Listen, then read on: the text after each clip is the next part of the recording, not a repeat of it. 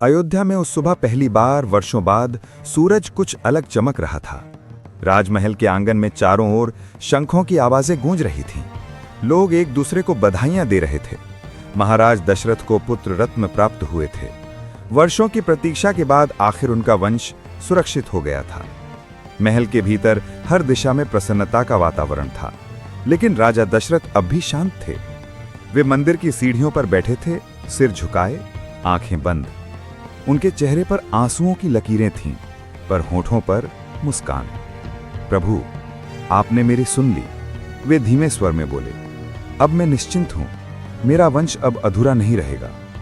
गुरु वशिष्ठ उनके पास आए और बोले, राजन, ये पुत्र केवल आपके नहीं, पूरे आर्यावर्त के हैं। ये वो दीपक हैं जो धर्म का प्रकाश युगों तक फैलाएंगे। दशरथ ने श्रद्धा से सिर झुका लिया।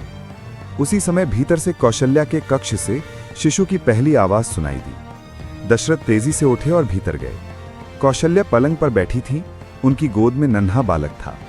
चेहरा सुनहरी आभा से चमक रहा था। कौशल्या ने धीमे स्वर में कहा, देखिए स्वामी, हमारे राम। दशरथ के होंठ कांपे। उन्होंने हाथ जोड़ दिए। उन्होंने उस बच्चे को देखा और एक क्षण को लगा जैसे समय ठहर गया हो। थोड़ी देर बाद दूसरी खबर आई। कैकेयी ने भी पुत्र को जन्म दिया। महारानी ने मुस्कुराकर कहा, मेरा पुत्र भरत कहलाएगा। वह बच्चे को गोद में लेकर बोली, यह वीर बनेगा, यह धर्म की रक्षा करेगा। तीसरे महल में सुमित्रा को 2 पुत्र हुए। वशिष्ठ ने कहा, ये दोनों एक दूसरे के पूरक होंगे। एक का नाम लक्ष्मण और दूसरे का शत्रुघ्न होगा। पूरा महल बच्चों की किलकारियों से गूंज उठा। कई दिन बीत गए। चारों रानियां अपने बच्चों के साथ आनंद में थीं। कौशल्या का राम हमेशा शांत रहता। उसकी आंखों में ऐसी करुणा थी कि जो भी देखता अपने भीतर शांति महसूस करता। भरत नटखट था, पर सच्चा और दृढ़। लक्ष्मण चंचल था और राम से इतना जुड़ा कि बिना उनके रह नहीं पाता था। शत्रुघ्न सदैव भरत के साथ रहता, स्थिर और बुद्धिमान। दशरथ चारों को देख देखकर अभिभूत हो जाते।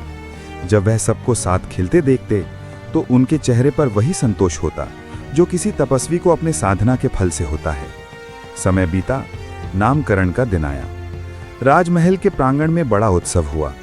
गुरु वशिष्ठ ने वेद मंत्रों के साथ घोषणा की कि कौशल्या के पुत्र का नाम राम होगा, कैकेयी के पुत्र का भरत और सुमित्रा के पुत्रों के नाम लक्ष्मण और शत्रुघ्न होंगे। चारों ओर जय श्री राम की गूंज उठी। दशरथ की आंखें नम हो गईं। उन्होंने चारों रानियों को देखकर कहा, अब मेरा वंश पूर्ण हुआ। उसके बाद के दिनों में अयोध्या जैसे फिर से जीवंत हो उठी। गलियों में गीत गूंजते, मंदिरों में दीप जलते। चारों राजकुमार महल में एक साथ खेलते और जहां जहां जाते वहां प्रसन्नता फैल जाती। कौशल्या जब राम को गोद में लेकर लोरी गाती तो पूरा महल सुनता। राम मुस्कुराते और कौशल्या की आंखों से आंसू बह जाते। वह आंसू सुकून के थे। एक शाम दशरथ महल की बालकनी में खड़े थे।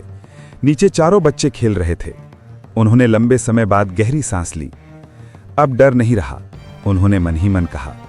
अब मेरा नाम जीवित रहेगा इन चारों में। उन्होंने आंखें बंद की और याद किया वो रात जब अकेले दीपक के पास बैठे थे। आंखों में आंसू थे और मन में भय कि उनका वंश समाप्त हो जाएगा। आज वही दीपक फिर जल रहा था, पर इस बार उसकी लौ स्थिर और उजली थी। गुरु वशिष्ठ आए और बोले, राजन, ये चारों बालक भविष्य में इस धरती का आधार बनेंगे।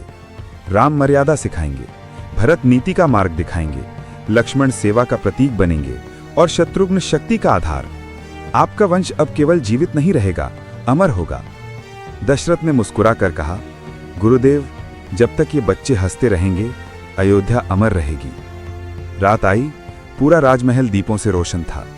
दूर मंदिर से शंख की ध्वनि आई। चारों बालक अपनी माताओं की गोद में सो रहे थे।